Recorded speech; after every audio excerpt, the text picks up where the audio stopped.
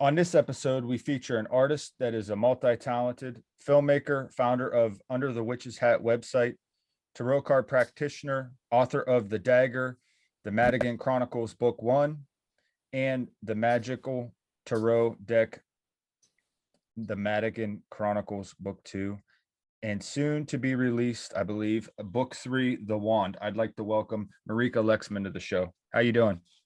Thank you so much, Dylan. Thank you for having me on your show. Yeah, thanks for joining us. And on that, just real quick, and that Book 3 hasn't been released yet, right? No, that's in the process. We were doing the finishing touch on the tarot cards because each chapter has a tarot card that accompanies it, and it's always a process with the artist, my friend Nicole Ruigrok, to get that done. And once that's done, it's going to the whole publishing thing, and it should be there before the end of the year for sure. Excellent. So I'd like, just for my listeners, to get maybe a sense of who you are, maybe some backstory, and then maybe what kind of led you to the practices that you currently are involved in. You practice as a witch, correct? I do. Yeah. Yes. I'm into film school in Amsterdam, and I studied camera and lighting there. And I ran into a store there, the Himalaya it's called. I think it still exists in Amsterdam in the red light district. And they sell a lot of pagan books. And I got interested in that. And that's how my witchcraft took off. It really resonated with me to live more in the cycle with nature. And I think people lost touch a lot of people anyway, lost touch with nature at all. And yes. That's probably why we're part in this predicament, so let's say. And it really resonated with me to communicate more and to live more to the cycles of nature. That's beautiful. And then how long have you been practicing and kind of been involved in this type of stuff? About 30 years. And I did different kind of things. I tried to join groups, but over the years I learned I'm not a group person. I like to do my things my own way. And I think witchcraft gives you that freedom to choose your own path. And it took me a while to find what really works for me. The moon cycles are very important to me. I like to make spells. I just need time out in nature to calm down, to communicate, and to get inspiration mainly. And that all touches with the philosophy, I think, of witchcraft, which is just, be more attuned to what's around you. And that's even possible in the city. I live also in New Orleans, and that anyway is a pretty magical city by itself. Lots of energy flying around and all sorts of levels, and even nature is in the city, I think, if you want to see it. Yeah, I've always wanted to go. I've traveled quite a few places and I've never got the chance to go there, but definitely would like to check it out sometime. You should come and visit. New Orleans is a special city. Yeah, I can imagine. So I think this is great because I think it's important that, people get out into nature and stay grounded, right? I mean, it helps to kind of calm you, kind of help you maybe sort through some things. What are your thoughts on that? I think, for me, it's a way of meditating almost. And I use that in that sense. I just love to walk through the forest and just calm my mind and just let now we're getting a little out there, the feeling of the forest flow through you. I think that makes that's the best way I can describe it, because I think the witchcraft is about feelings and being attuned to what's going on inside you. Yeah, picking up on all the energies in nature and stuff like that. Yeah. And I find the forest very beneficial, but because I am a very earth person and I'm a very watery person. So the beach or the ocean really is my place. I often think about that as far as our ancestors and how they basically lived amongst nature, within nature. And I just wonder sometimes, like, if that's what's half wrong with this world now, is that people don't get out in nature enough. Well, and also sometimes you don't realize certain things influence your life. Like I lived in the Los Angeles area for a long time. And even though that became my home for a time, I never really felt at ease. And for the longest time, I couldn't put my finger on what the problem was. But because it's so dry, there's a lot of fire energy there. And I have very little fire energy in me. So I thought that just was hard for me to be constantly. I just need water and I just need more earthy, so more green instead of the bare ground. And I found I was only happy when I was on the beach there. And that's just, not for everybody to have a house on the beach in Malibu or something. So yeah, it was just not my place to live. But, I was restless. I didn't sleep well. And then you think, you're not always looking at the obvious places where sometimes your restlessness is coming from. That makes sense. Now, for the average person, I think they may like scoff at the idea of spells, but based on my understanding of reality, especially since I started this podcast and I've interviewed so many people, it's kind of changed my perception of how the world works or things like that. Can you maybe talk about the power of the mind and emotion and belief that like you can really kind of shape your reality, or kind of, I don't know what the word is I'm looking for, but how, I mean, spells do work. Spells do work. And I think the most important thing is you touched on is that it is the intention of what the spell is made with and the intention that the people are looking for.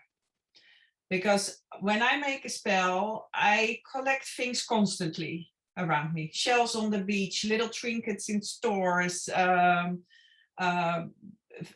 old things that people used while living, because I think if people used things, there's a life force attached to it. So everything that speaks to me, I pick up, from stores to beach to the woodlands to just a little stone on the street I see. I just always looking around me to see if I see something, and I make relatively small items, so I look for smaller things. And then when I start making a spell, I think, what is this spell about? And so I start collecting the things that I think fits with that intention. So every spell is unique, because I start out and I really need to feel connected and able to do it. I can't do it constantly. So there's not constantly a stream of spells in my store, because I do it in bits and verbs. I need to feel in the right state of mind, as you put it. And then I start collecting it. And once the spell is made, I actually bless it under the next full moon that shows up once it's done. And then it's ready to go to whoever it speaks to. But I do believe a spell can work even if you don't really believe in it yourself.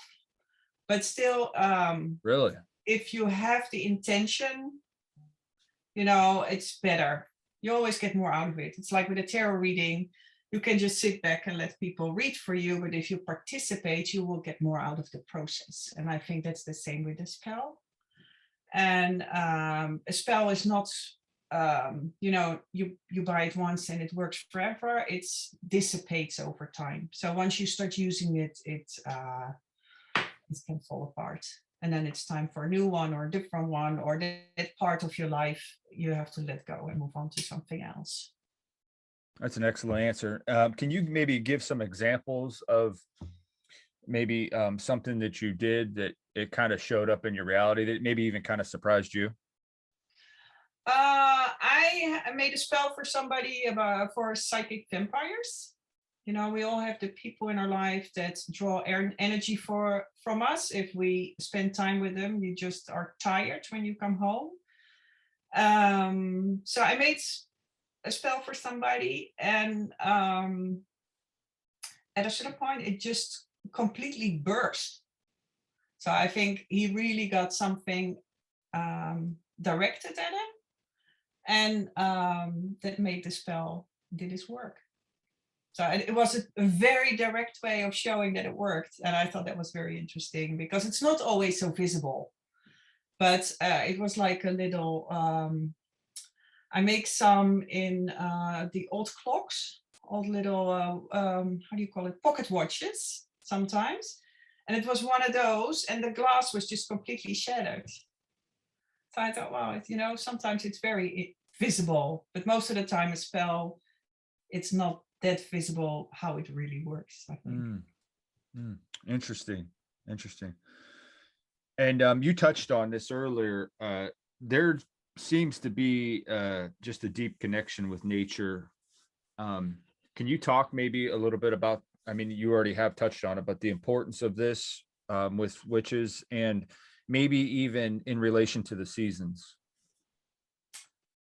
I think every season for a witch has a place in the wheel. We see our life constantly in a wheel going around. And like now we're in the summer, so we're in the moment of abundance, and we're sort of harvesting. It's the time, generally, I'm now in Ireland, it's raining, but generally, most people have sunny in the summer, and flowers everywhere, and things are growing, and it's the time to harvest your herbs, but also to harvest food. And so it's a time of abundance. And then comes this fall equinox, and we turn slowly to a darker time of the year. So we're also turning into a more secluded time for ourselves. So in the summer, we do more outdoor things, and we celebrate with family, or, you're just more outgoing. And once you go more to the winter, you also go a little bit more inwards.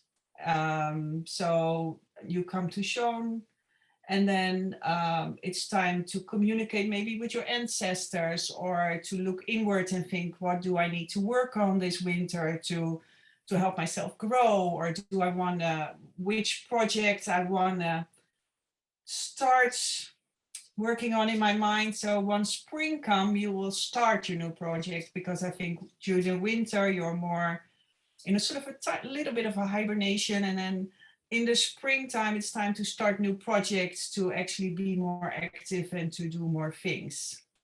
So I think witchcraft is very much in that cycle.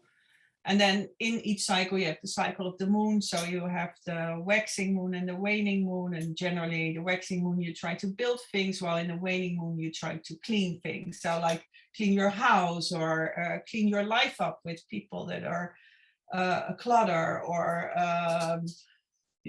you do things like that. So it's an ongoing process. And I think one of the things also,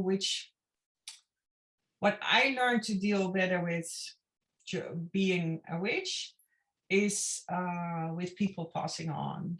I used to never able to talk about dying or stuff like that, but it made me more at peace with that cycle of life too. I think it was very beneficial to see it more as a natural thing, and we have to enjoy the time that is given to us, and instead of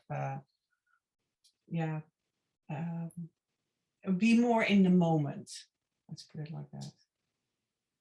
Yeah, I love that. I try to live my life that way here recently. Just try to live in the now, and just try to experience, as much as I can, and take in the beauty of the current now situation, rather than focusing on something that's in the past. Or that's I think that's good advice. There's seems to be something magical about the moon, and it goes, many ancient cultures, and just, I mean, basically throughout human history. Can you maybe, you talked a little bit about the moon, but what is it about the moon that as far as following the cycles, what is the importance of all this? I think the moon has a certain energy towards the earth, and we people, some more than others, sense that energy. And you can see it in the tides, like during the full moon.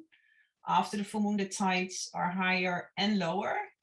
And during the new moon, the tide difference is less, because the pull of the moon is less. And if you can see something as clear as that by the effect of the moon, you must be aware that it does something with us as well.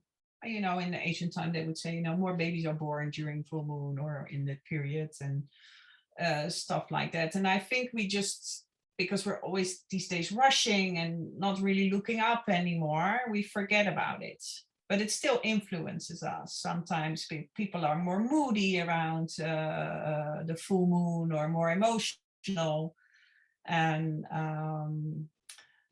we just are not attuned to those things anymore. We just think, oh, I'm out of sorts or something. And it's just also out of sorts is also fine. It's also part of life sometimes. And but some people are just super sensitive. So they are sensitive to these kind of energies. I don't know if that makes sense. Yeah, it makes sense. Thanks for that. I get all carried away. Sorry. No, you're good. There still seems to be some misconception. I think it's better nowadays. It's a little more accepting, but still, I think there's maybe some misconceptions of practicing magic or spells. I mean, obviously dating back to even like, what is it, 1692. Can you maybe clear up anything or any, like, I don't know if you've probably heard things or like of any misinformation or anything like that on witches? A lot of people are just scared of something they don't know. And I think witchcraft is not so clear cut. And so people think it's different. And especially these days, I think with all the polarization of people, you're either for or against, or we like to put people in boxes. It's almost worse than, or it's coming back in that sense. Maybe I think that's also probably a cycle. It's coming back.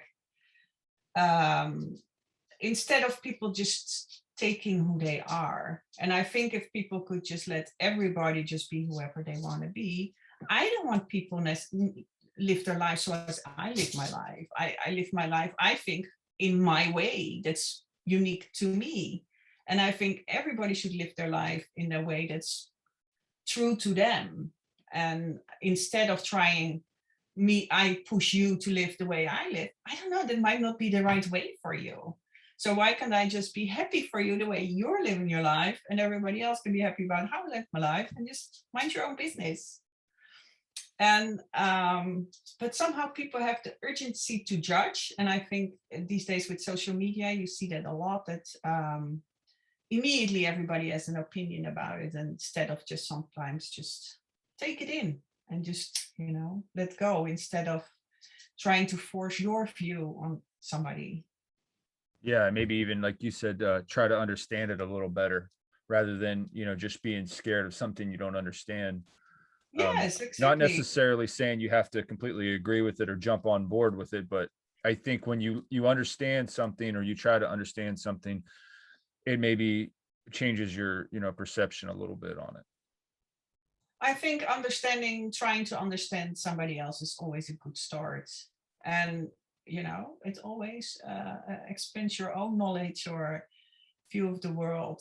And I think the more you learn, you only learn that you don't know anything and that there's so much to learn, but you have to be willing to learn. But, you're like, oh my God, there's so much out there. That's life, I think, learning. But some people forget it and they get stuck in their own vision instead of just, it's a process. Let's enjoy it. Absolutely.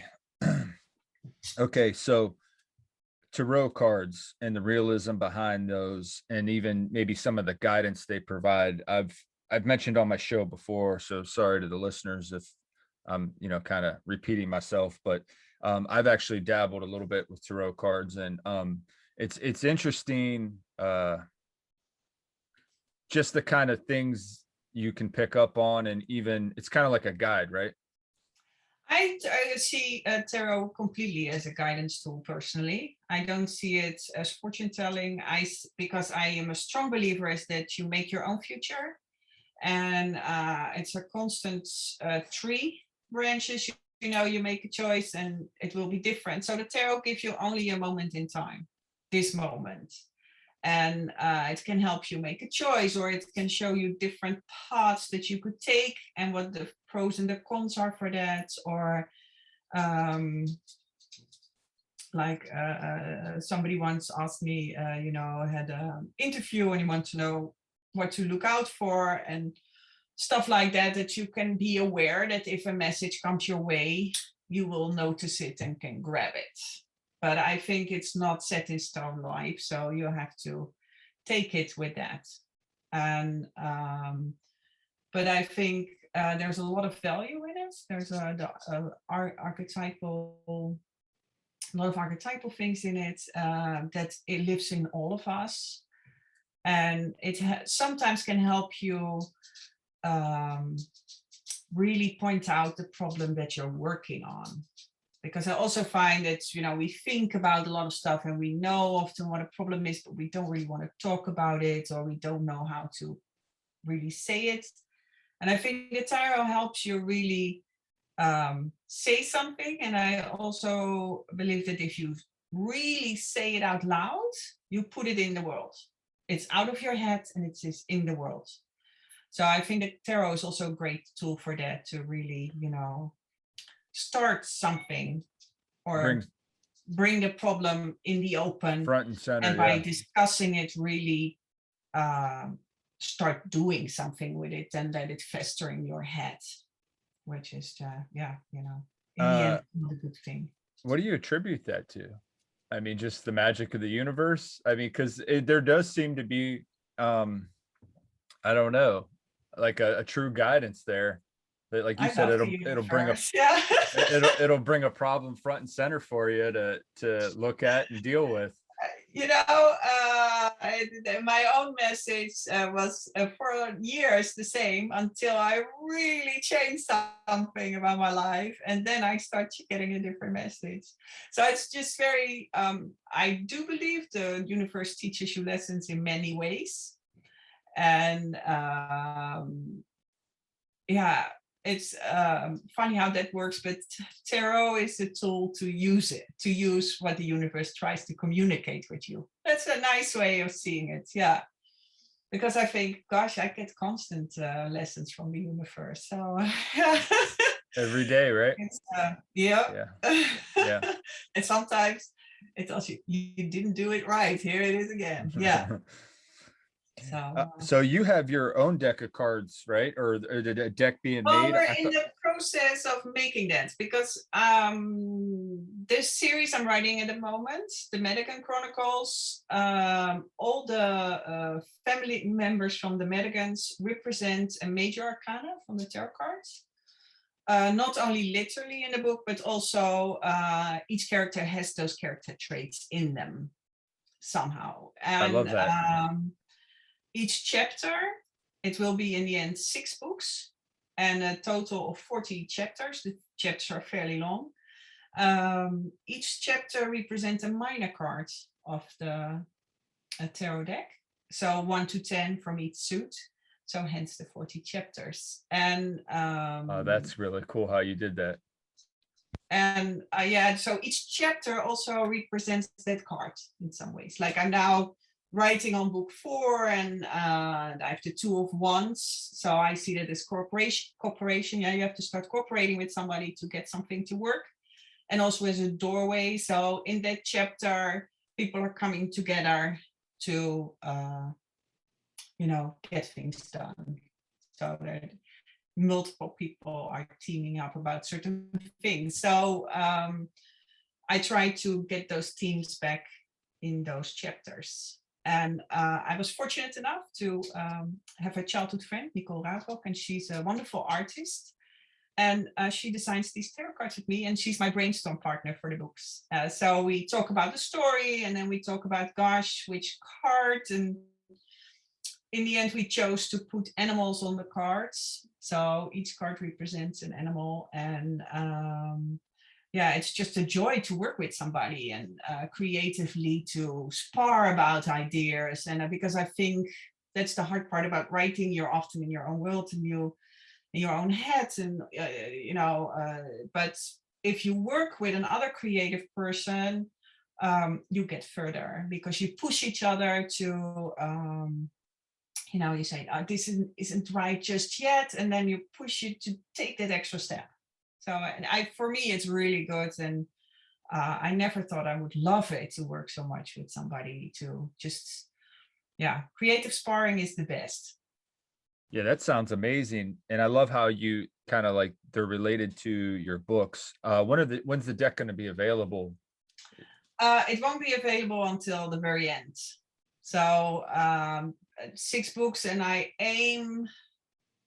hope to next year book 4 and 5, and then book 6 the year after. So in about 2 years, the deck will be available.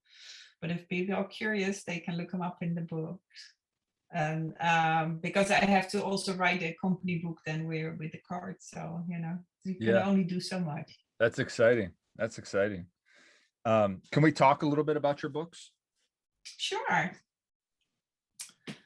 It's about witches, obviously. Yeah, I think you write often about something that you know. And what I like about writing is I can use the things of my daily life, and I can spice that up with a healthy dose of fantasy. So I try to put real things in there, but obviously I just take it for a spin, for sure. So it's contemporary, but I do go into the fairy worlds, and oh, that's cool. I can get down with that. Tarot cards come to life, all sorts of fun stuff is happening. It's great. And it's a continued story, correct? 1 through 6. Yes, I think even though you probably can pick up book 2 and understand what it's about, obviously it is one long story.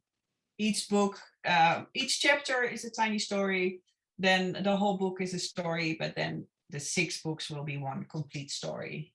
It will be beginning until the end. So but it's a process, and it's fun, and it's lovely to put all sorts of, like, also the tarot cards gives me, they have their own meaning. So it's fun to weave these meanings into your story.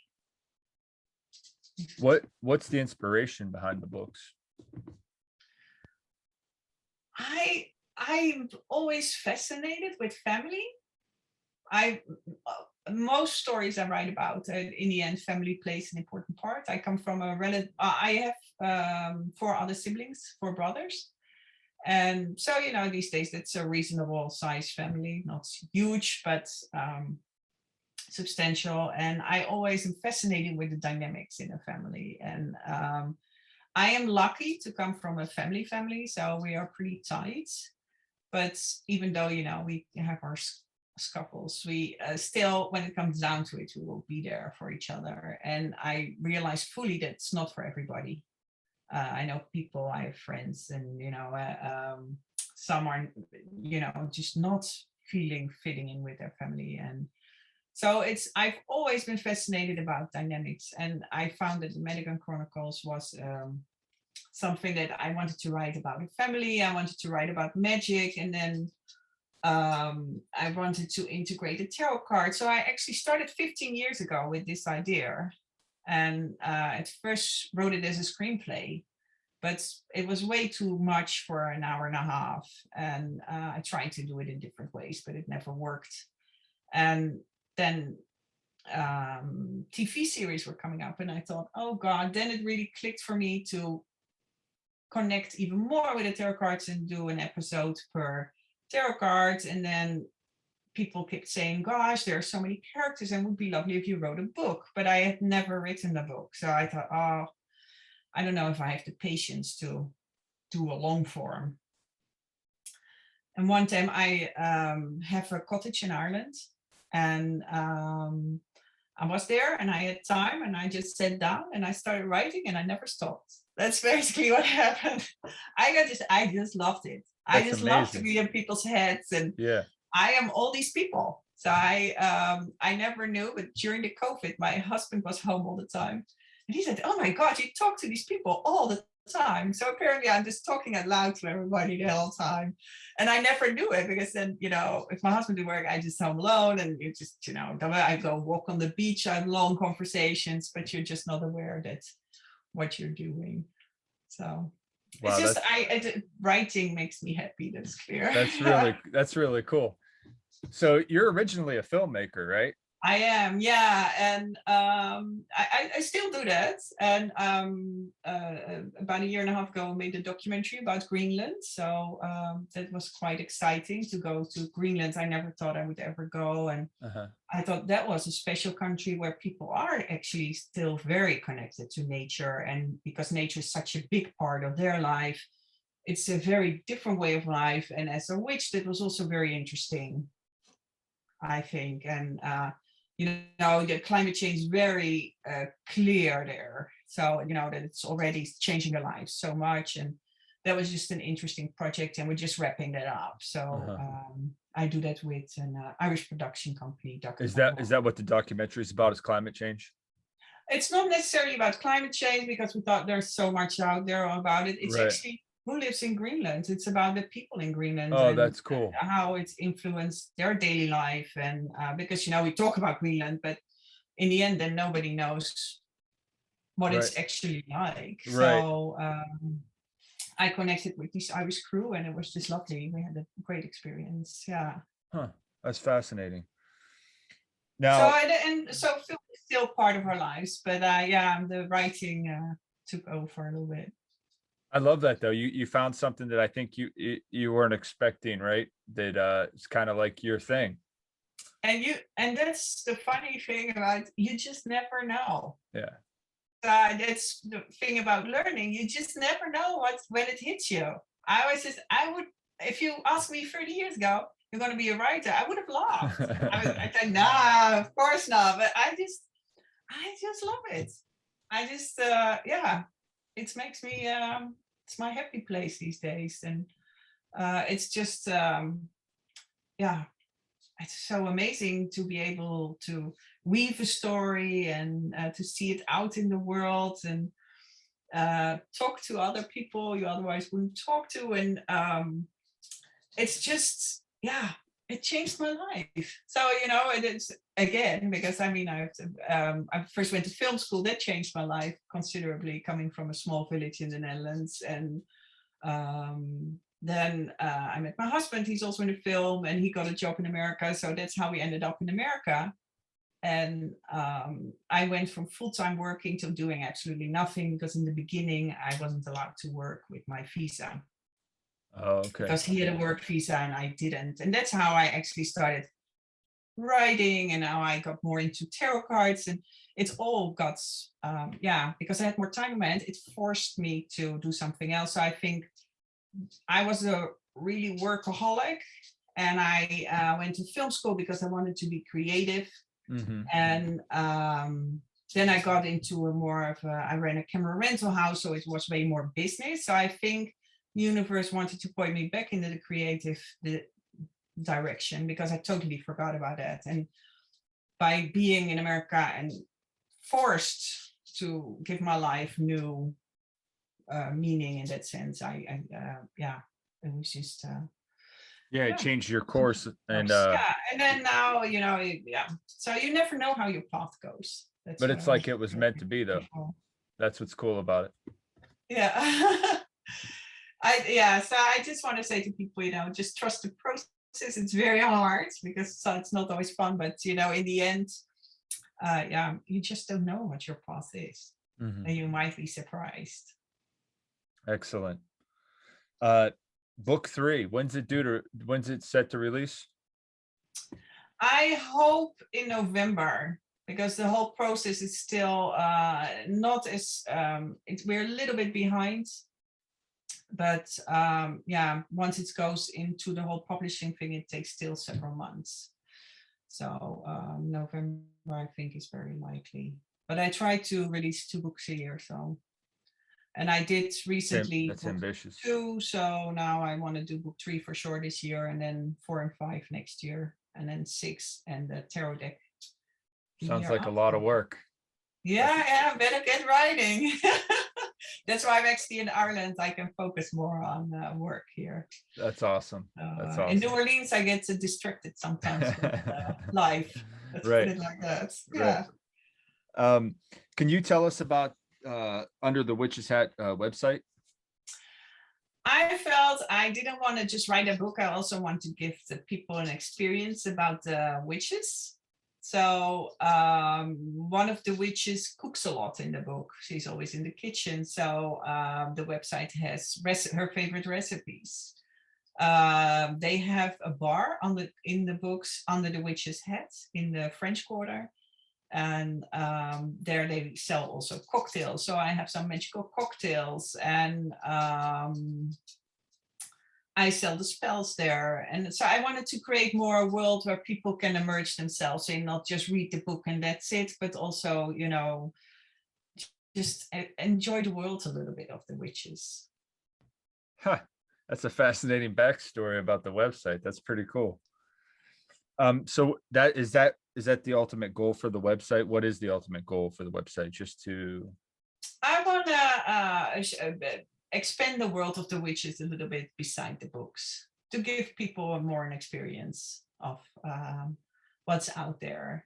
And so the spells that I sell there, I make myself. And as I say, I need inspiration. So at the moment, there are quite a few on there, but it's also possible that this, it's not always the same amounts because I need to feel in the right space of mind, and then I have to wait till the full moon, and so it generally goes with fits and bursts to go that forwards. And the same is with the cooking. I make all the recipes myself, so I also need to have time to develop some more to give my own spin on certain recipes. And what I think also would fit with Maeve in the story, who is the witch who bakes, and I wanted that it feels true to her. So but in the end, I am all these people, so that's how it goes. that's fascinating. That's so cool. What are some of, well, I mean, you've got a lot of goals. I mean, you've already listed, but like, where do you see yourself maybe in 5-10 years from now? What's your vision? I have already another idea for a book series. So, but I don't want to start on it until I finish this one, because I find for me, it's fairly difficult to concentrate on two different stories. And because I'm now over halfway with the Madigans, I want to finish it, and I want to finish the tarot cards and but yeah, ultimately I would love to write books all the time. I have plenty of ideas in my head, and I love it that you can do anywhere you are.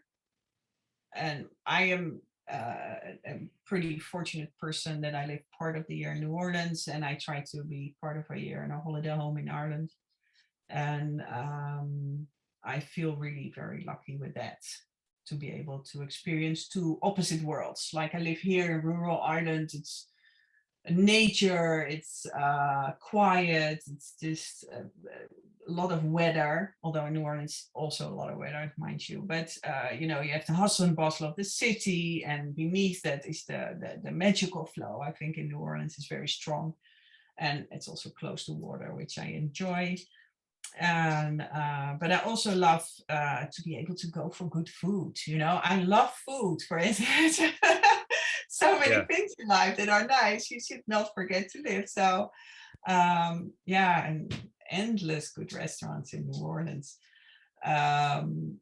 So it's, I think, to experience really the hustle and bustle of life and just walk the streets and see all kinds of people. That's what I love also about New Orleans. There's all walks of life there, all colors, shapes, and sizes, and it's just a mixed match of people, and I just enjoyed it so much. Yeah, I don't want people all to look the same and do the same. I love it if people express themselves and dare to be themselves. I just admire that. Right. And I think in New Orleans, that's it brings it out in people.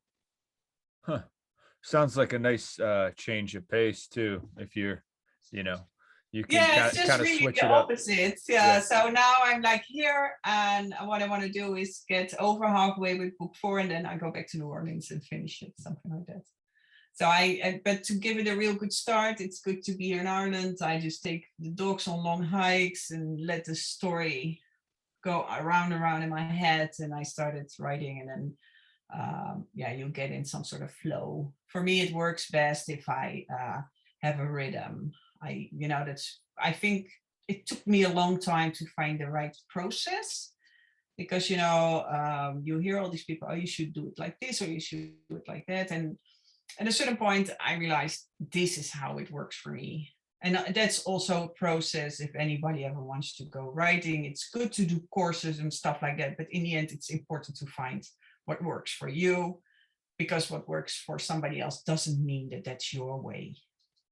So, and I think probably with most things in life, it's good to get all the information, read different viewpoints, and then make up your own mind. Well said. Tidbit for life in there. Yeah, no, I think people are just now so one-sided, and I think it's important in all things to look at it from different perspectives and then find your own way. And I find it with your writing methods or your voice, or as an artist you have to find your voice, and you don't find it by thinking about it endlessly. You just find your voice by start doing stuff. If you draw things, or if you write, or if you take photographs, because I love still taking a lot of photographs. I have multiple Instagram accounts, and I think creativity instills creativity. So I just if I'm stuck, I go out and take photographs, or I make spells, which is also a creative thing. So you have to do other things, and then things fall into place. That's excellent. Anybody interested in maybe looking into spells or witchcraft, what do you recommend as far as any kind of reads or websites they can go to for material to kind of learn and start studying? There are these days, I think on Llewellyn, that's a website I order regularly books from. They have such a wide variety of witchcraft books, but they are pretty down to earth, and I find them very reliable. So that's a place where I would start to look online, and you can just order books.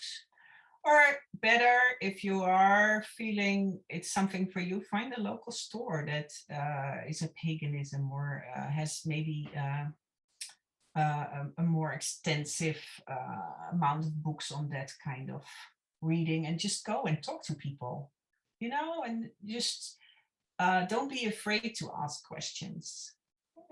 Whatever people say, but just don't be afraid to ask questions, and read stuff and then think, oh, this works for me, or it doesn't work for me. But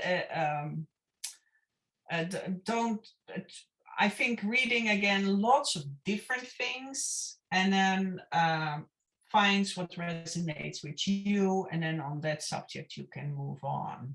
But in the beginning, if you just begin, just pick very different things to read, because there are very different paths to walk, and you don't know until you read more about it, or talk to people about it, or join a group. I learned joining a group is not for me, but for some people feel very at home, and it's a sort of sense of community for them. So get out of the house and into the world. Connecting with nature, but also connecting with people. Don't forget it. I think sense of community is important, or family, or what kind of friends, whatever your community is. But and generally I find the pagans fairly welcoming. So also if you have questions or stuff like that. Excellent advice. So I ask a lot of guests this question, so I want to ask you, because I just try to get a feel or understanding for their belief in the afterlife. Where do we go after here? I don't know, and in all honestly, I don't personally. I don't care. I live my life now. I think I actually always wanted to make a documentary about more or less that subject. It's touching on that because it's about the old religions, like the Aboriginals and the Lapps in the north of Scandinavia and stuff like that. The way how they see the world and where you're going. And in the end, they talk about Mother Earth and some sort of giant spirit world we feed into.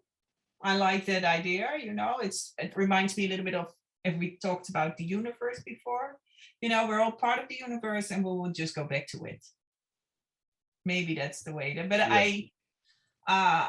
I think worrying about where we're going is not helping you in that sense, because we'll see when it happens. Yeah. And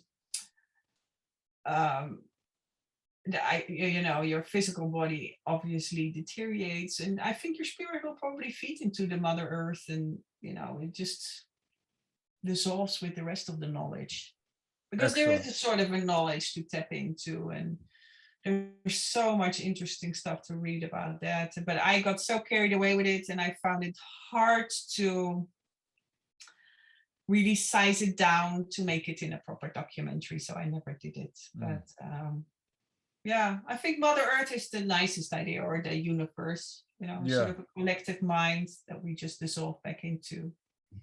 Yeah, I love that idea too. I could buy into it. Well, it's been a fascinating discussion. Where can the people find your books and find the work that you're doing, and maybe my books are for sale online on any retailer. They are in print and in ebook. The Dagger and the Magical Tarot Deck. And you can find it also through my website under thewitcheshead.com. And I am the most active on Instagram, and I have my own Instagram where I mainly put on just pictures of nature, which I love, and that's at Mariekelex, MARIEKELEX. And I have 3 dogs where I travel basically everywhere. So they have their own Instagram on the Urban Dog Squad. So if you follow them, you know more or less where I am. And they're just funny pictures of dogs posing everywhere. So now they're posing on the beach in the rain, for instance, in Ireland. And then Under the Witch's Head has an Instagram. So it's Under the Witch's Head. And they're on Facebook, but I'm just less active on Facebook than I am on Instagram. So that's the places where you can find me. And I love for people to reach out, ask any question. And I love to connect. Excellent.